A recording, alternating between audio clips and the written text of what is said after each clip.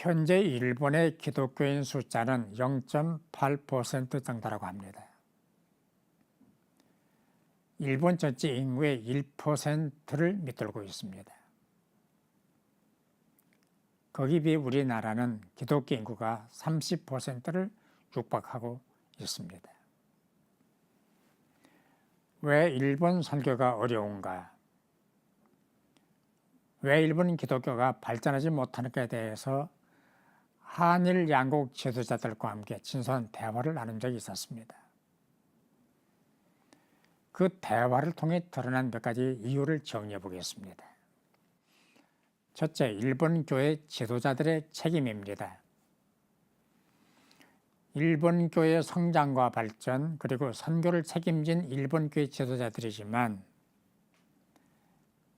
그들은 일본 교회를 위해 울지 않습니다. 코피 터지도록 일하지도 않습니다. 교인이 10명밖에 안 모여도 걱정하지 않습니다. 교인이 줄어들어도 관심이 없습니다. 그들 가운데 한국교회를 다녀간 사람들이 많습니다. 한국 방문 당시에는 한국교회를 배워야 한다, 닮아야 한다고 생각하고 열심을 낸 듯 하다가 이어서 한국이니까 가능하지, 여기는 일본이야라며 원점으로 되돌아가 버린다고 합니다. 거기에 비해 한국교회 지도자들은 어떻습니까? 새벽부터 밤중까지 일합니다. 기도하고 금식하고 전도하고 신방합니다.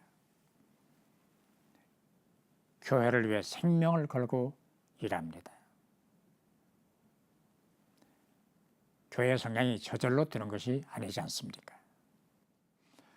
둘째, 신관 때문입니다. 일본 사람들은 신을 가미사마라고 합니다. 그런데 그들이 섬기는 신은 800만 개가 넘는다고 합니다. 문제는 기독교가 섬기는 하나님도 800만 개의 신 가운데 하나로 취급한다는 것입니다. 아닙니다. 우리가 믿는 하나님은 한 분이신 유일한 신이십니다. 하나님과 견줄 다른 신은 없습니다. 그런데 일본 사람들은 800만 개의 신 가운데 하나인 신으로 취급하기 때문에 기독교 신앙을 정립하기가 어렵다는 얘기입니다. 셋째, 회의 때문입니다. 일본 기독교인들은 회의, 세미나를 좋아합니다. 교회도 예의가 아니니까요. 주일에 모여서 예배는 정확하게 1시간 안에 끝냅니다. 그 다음에 세미나 회의로 들어갑니다.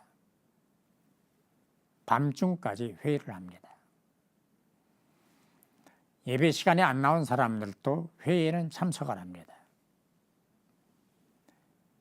예배 시간에 졸던 사람이 회의 시간에는 줄곧 발언을 이어간다는 것입니다. 교회는 전도, 기도, 예배가 우선순위라야 합니다. 그런데 일본 교회는 중요한 건 제쳐두고 중요하지 않은 것에 매달려 있다는 것입니다.